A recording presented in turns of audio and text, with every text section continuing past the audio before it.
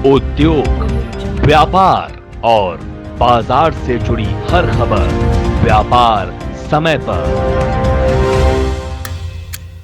नमस्कार, व्यापार समय देख रहे हैं आप और वक्त हो चला है फटाफट न्यूज बुलेटिन का। तो चलिए बिना देरी करते हुए शुरू करते हैं खबरों का सिलसिला। शिपिंग कॉरपोरेशन ऑफ इंडिया में सरकार की पूरी हिस्सेदारी खरीदने को लेकर लंदन के फोरसाइट ग्रुप समेत कई कंपनियों ने शुरुआती बोलियां लगाई हैं। बता दें कि सरकार शिपिंग कॉरपोरेशन में प्रबंध नियंत्रण सौंपने के साथ अपनी पूरी 63.75% हिस्सेदारी बेच रही है। बोली जमा करने की अंतिम तिथि 13 फरवरी थी, जिसे बढ़ाकर 1 मार्च 2021 कर दिया गया था।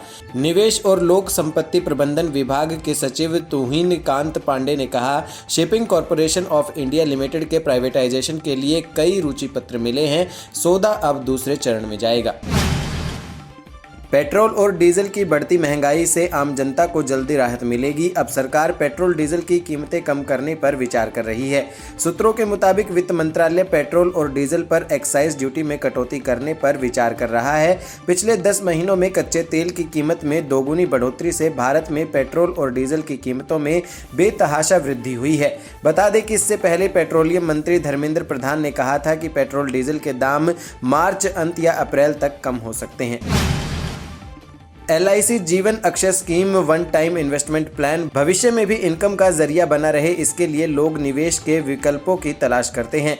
इसी कड़ी में हम आपको एक ऐसी योजना से रूबरू करा रहे हैं जिसमें एक बार पैसे लगाकर आप जीवन भर पेंशन पा सकते हैं। जी हां, भारतीय जीवन बीमा निगम की ओर से ऐसे वन टाइम इन्वेस्टमेंट प्लान लाया गया है जिसमें अगर आप एक बार निवेश कर देते हैं तो जीवन भर आपको पेंशन मिलता रहेगा।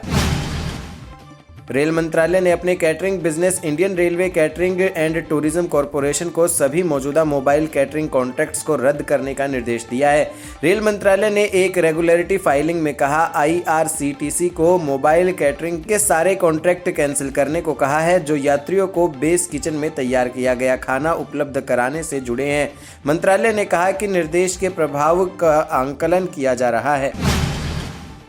दिल्ली सरकार ने एक हैरत अंगेज फैसला करते हुए इलेक्ट्रिक कार टाटा नेक्सॉन को अपनी EV पॉलिसी स्कीम से बाहर कर दिया है। दिल्ली सरकार ने बताया कि कंपनी ने अपने विज्ञापन में एक चार्ज में जितनी दूरी कवर करने का दावा किया था वो पूरा नहीं कर पाई है। इसी वजह से दिल्ली ने अपनी सब्सिडी वापस लेने का फैसला किया है। दिल्ली के ट्रांसपोर्ट मिनिस्टर कैलाश गहलोत ने सोमवार को ऐलान किया कि 2 ग्राहकों ने कंपनी के रेंज को लेकर शिकायत की है। दिल्ली सरकार इलेक्ट्रिक गाड़ियों पर 1.5 लाख रुपए की सब्सिडी मुहैया करा रही थी। बीते 1 महीने में गैस सिलेंडर के दामों में 100 रुपये से ज़्यादा की बढ़ोतरी हो चुकी है, जबकि दिसंबर से अब तक आपका गैस 225 रुपये महंगा हो चुका है। तो वहीं पेट्रोल की कीमतों में भी कई राज्यों में 100 का आंकड़ा छू चुका है। CNG और PNG के दाम भी बढ़ चुके हैं। मतलब रोज़मर्रा की ज़रूरत की चीज़ों के बढ़ते दाम के चलते आम आदमी का बजट पूरी तरह गड़बड़ा गया है। हालांकि बढ़ते पेट्रोल डीजल की कीमतों पर वित्त मंत्रालय से लेकर पेट्रोलियम मंत्रालय कह रहा है कि जल्दी ही दाम घटाने के उपायों पर काम किया जा रहा है। लेकिन सवाल है कि अब इस महंगाई में आम जनता कैसे अपने खर्चों को पूरा कर सकती है। देश का तीसरा सबसे बड़ा सरकारी बैंक ऑफ बड़ौदा अपने करोड़ों ग्राहकों को मिस्ड कॉल सर्विस की सुविधा भी देता है। बैंक की वेबसाइट पर दी गई जानकारी के मुताबिक ग्राहकों को इस बाधा रहित और सुविधाजनक बैंकिंग सर्विस का फायदा उठाने के लिए 8468001111 पर मिस्ड कॉल कर सकते हैं। केंद्रीय मंत्री नितिन गडकरी ने कहा कि राजमार्गों के लिए अनिवार्य फास्टैग ईंधन पर हर साल 20,000 करोड़ बचाने और कम से कम 10,000 करोड़ का राजस्व बढ़ाने में मदद करेगा। टोल प्लाजा पैन इंडिया पर लाइव स्थिति का आंकलन करने और राजमार्गों के लिए एक रेटिंग सिस्टम जारी करने के लिए एक लाइव निगरानी सिस्टम शुरू करते हुए सड़क परिवहन और राजमार्ग मंत्री ने कहा कि ये राजमार्ग उपयोग, निर्माण और गुणवत्ता के मामले में पूर्णता प्राप्त करने की दिशा में एक कदम था। Telecom infrastructure provider company RailTel के शेयरों में सोमवार को 20% से ज्यादा की बढ़त दर्ज की गई।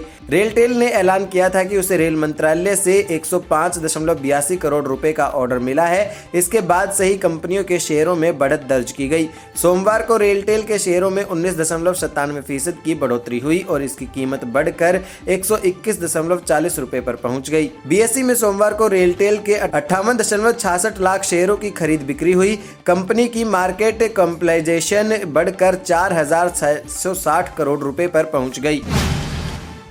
सप्ताह के दूसरे दिन मल्टी कमोडिटी एक्सचेंज पर सोने की कीमतों में कमजोरी नजर आ रही है। अंतर्राष्ट्रीय स्पॉट कीमतों में सुस्ती से मंगलवार को MCX पर अप्रैल वायदा सोने का भाव 0.54% की गिरावट के साथ कारोबार कर रहा है। सोने की चर चांदी में भी नरमी है। मार्च वायदा चांदी की कीमतों में 1.26% की गिरावट दर्ज की गई है। अंतर्राष्ट्रीय बाजारों में सोमवार को सोने और चांदी के मिलाजुला कर रुख दिया। डॉलर एक्सचेंज में मजबूरी में US ISM मैन्युफैक्चरिंग डाटा उम्मीद से बेहतर रहने की वजह से सोने की कीमतों में गिरावट आई, हालांकि चांदी में तेजी रही। हमसे जुड़े रहने के लिए हमारे YouTube चैनल को सब्सक्राइब करें और नई वीडियो की नोटिफिकेशन के लिए बेल आइकॉन को दबाएं। अगर आप ये वीडियो Facebook पर देख रहे हैं तो लाइक जरूर करें और ज्यादा से ज्यादा शेयर करें। धन्यवाद।